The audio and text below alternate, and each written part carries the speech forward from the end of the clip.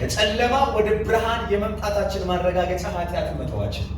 አሁን አማኞችን በጣም እያስቸገረ ያለ ዋና ነገር ምንድነው? የረከሰ ነገር መንካት። የምጠፋ ነገር ብዙ ጊዜ ሰውን የመሳብ አቅም አለ።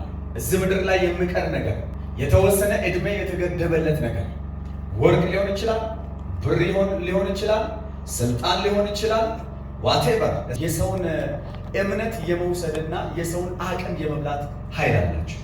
አማኝ ግን በጣም ጨካኝ መሆን አለበት። እያማረ የምተው እያስጎመጀ የምተው ለእይታ ያማረውን ሁሉ የምነካ አይደለም። አማኝ ማለት ሔዋንን እኮ ጉድ ያደረጋት ያማረ ነገር ነው። ለአይኗ ያማረ ነገር አየች፣ አይዲያዋ ተቀየረ። የእግዚአብሔር ሐሳብና ትእዛዝ ሳይሆን የሰይጣን ሐሳብ በውስጧ ገባ። የተመኘችውን አደረገች። ከእግዚአብሔር ጋር ጥለኞች ሆኑ። ከእግዚአብሔር ድንበር ወጡ። የተረገሙ እግዚአብሔር የሰጠን ሕይወት ጊዜያዊ አይደለም፣ ዘላለማዊ። በእግዚአብሔር ቤት ውስጥ ስትኖሩ ሊኖራችሁ የሚገባ አንዱ ዲስፕሊን የቅድስና ሕይወታችሁ መጠበቅ። ያንንም ይሄንንም የምነካ ሕይወት ይዞ በእግዚአብሔር ቤት ውስጥ መኖር ምንም ለደህንነት ዋስትና የለውም። አሁን ሰው ምንድነው እያደረገ ያለው? ለሰው የምፈራውን ያክል ለእግዚአብሔር ክሬዲት አይሰጥም። እግዚአብሔር በጣም አደገኛና ጨካኝ አምላክ ነው።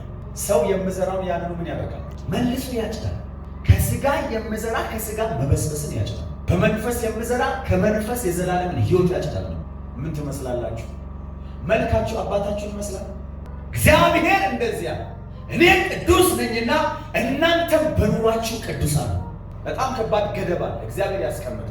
ከኃጢአት ነፃ ወጥተናል ስንል ምን ማለት ነው? ተመልሶ ሊገዛን አይችልም ማለት ነው።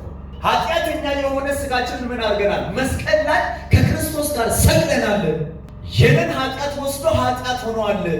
ከኃጢአት ነፃ ወጥቻለሁ ማለት ኃጢአት ለመስራት ነፃ ነኝ ማለት ሳይሆን ኃጢአትን ላለማየት ዞር ብያለሁ ማለት ነው። የእግዚአብሔር ልጆች ነው ትፈልጋላችሁ?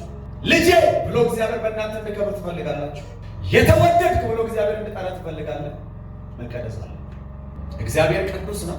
በልጁ በኢየሱስ ክርስቶስ ክቡር ደም ጠርቶ አጥቦ አንጽቶናል። ካህናቱ አድርጎናል። ለመንግስቱ ዜጎቹ አድርጎናል። ከዚህ ድንበር በምንወጣበት ጊዜ የምጠብቀን አንድ አደጋ አለ። እሱ ባለጋራችን ዲያብሎስ ይባላል። እግዚአብሔር ከእጁ እናንተን ሲያወጣ እናንተን የሚቀበል አለ። እግዚአብሔር ከግቢው እናንተን ሲያወጣ፣ እግዚአብሔር ከመገኘቱ ከህልውና እናንተን ሲያወጣ፣ እግዚአብሔር ስተፋን አንድ በአፍ ውስጥ የሚያስገባን አደገኛ ነው። እግዚአብሔር ይጠብቀን። አሜን፣ አሜን፣ አሜን።